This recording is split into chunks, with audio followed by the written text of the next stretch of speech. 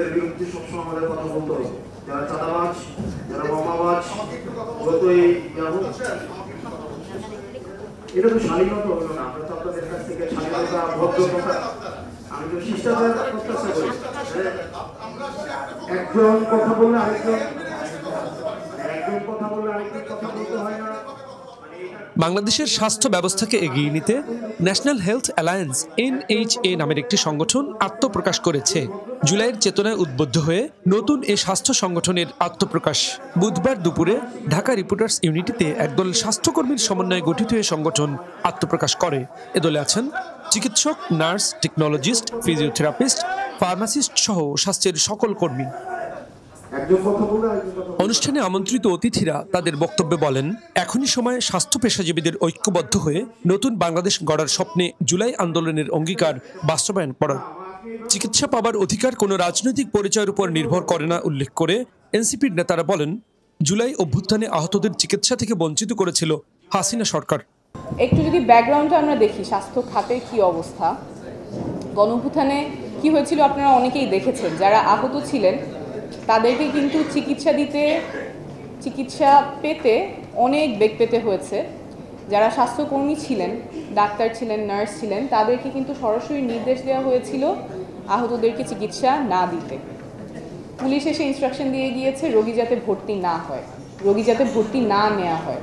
DGFI, NSI থেকে শুরু করে অনেকে চাপ দিয়েছেন যাতে ডাক্তাররা এবং স্বাস্থ্যকর্মীরা তাদের যেটা কাজ, আহতদেরকে সেবা দেয়া, রোগীদেরকে সেবা দেয়া, সেখান থেকে তাদেরকে বাধা দেওয়া হয়েছে এবং এই নির্দেশ না মানলে ক্রিমিনাল মামলা দেওয়া হবে, সেই থ্রেটও দেওয়া হয়েছে। এই জায়গায় যাতে আর কখনো না যেতে হয় সেজন্য আমাদের সবাই মিলে কাজ করতে হবে। এজন্য আমরা বলবো, শুধু ডাক্তার নয়, সকল স্বাস্থ্যকর্মীর ঘুম, খাওয়া, কাজের পরিবেশ নিশ্চিত করতে হবে। নীতি নির্ধারক পর্যায়ে কোনো দলীয় গুন্ডা নয়, যারা বিশেষজ্ঞ স্বাস্থ্য অর্থনীতি রয়েছেন তাদেরকে নিয়োগ দিতে হবে এবং তাদের ডিসিশন মেকিং প্রসেস অন্তর্ভুক্ত করতে হবে। স্বাস্থ্য খাতে দুর্নীতি বন্ধ করতে হবে, সুনির্দিষ্ট বেতন কাঠামো নিয়ে আসতে হবে। এনসিপি নেতা হাসনাত আব্দুল্লাহ নতুন এই স্বাস্থ্য বিষয়ক সংগঠন ন্যাশনাল হেলথ অ্যালায়েন্স NHA এর কমিটির প্রত্যেক সদস্যের নাম ঘোষণা করেন। নিউনেটালের একটা বেবি আমাদের ন্যাশনাল হেলথ অ্যালায়েন্স, এবং এটা একটা আমরা শিশু বিশেষজ্ঞের হাতেই তুলে দিচ্ছি। এবং এই শিশু বিশেষজ্ঞ আমাদের উনি হচ্ছেন প্রফেসর ডক্টর সদরুল আলম। আমরা ন্যাশনাল হেলথ অ্যালায়েন্সের মেম্বার সেক্রেটারি হিসেবে ঘোষণা করছি ডক্টর আব্দুল আহাদ, MD আব্দুল আহাদ। উনি নিউরোসার্জন। যখন আওয়ামী লীগ চিকিৎসা করতে দেয় নাই, যারা একদম ফ্রন্ট লাইনে এসে চিকিৎসা করেছেন, তাদের অনেকেই করেছেন, তাদের মধ্যে অন্যতম doctor Ahad. Chief organiser, national health অ্যালায়েন্সের chief organiser doctor Yusuf Jamil Tihan ভাই, ইউসুফ জামিল তিহান চিফ, উনি ক্যান্সারের ডাক্তার। চিফ কোঅর্ডিনেটর হিসেবে ডক্টর হুমায়ুন কবির হিমু ভাই আছেন, চিফ কোঅর্ডিনেটর হিসেবে, উনি নিউরোলজির। আসলে এই টার্মে আমাকে ঢুকায় না, আমি প্যাচ লাগাই ফেলবো, আমি শুধু নামগুলোই বলি। তাহলে কনভেনর হচ্ছেন professor doctor Sadrul Alam, member secretary doctor Mohammad Abdul Ahad, chief organiser doctor Yusuf Jamil Tihan, chief coordinator doctor Humayun Kabir Himu. আমাদের সিনিয়র জয়েন্ট কনভেনর হচ্ছেন 4 জন। 1 number doctor Gausul Azam, 2 number doctor Mahfuzur Rahman, 3 number doctor Mohammad Jahangir Alam, 4 number doctor Nuruddin Khandakar Habib.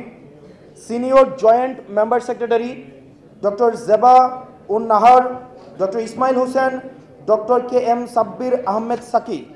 Sheikh হাসিনার রেখে যাওয়া ভঙ্গুর স্বাস্থ্য ব্যবস্থাকে আবারও নতুন করে প্রাণ দেবে ন্যাশনাল হেলথ অ্যালায়েন্স, এমনটাই জানালেন সংগঠনটির কনভেনর অধ্যাপক ডক্টর সদরুল আলম।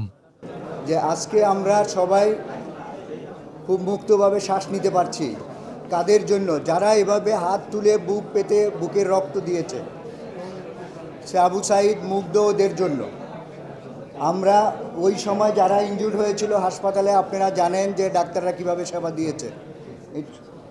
এটা আমাদের পূর্ববর্তী বক্তারাও অনেক বলে গিয়েছেন, আমি সেদিকে যাব না। আজকে আমরা পরিবর্তনের একটা প্রতিশ্রুতি নিয়ে এখানে আসছি। ন্যাশনাল হেলথ অ্যালায়েন্স একটি ঐক্যবদ্ধ প্ল্যাটফর্মের জন্ম।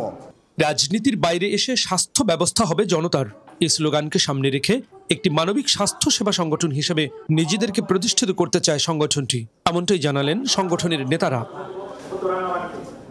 হেমায়েতুল্লাহ নূর, মেডিকেল পোস্ট, ঢাকা।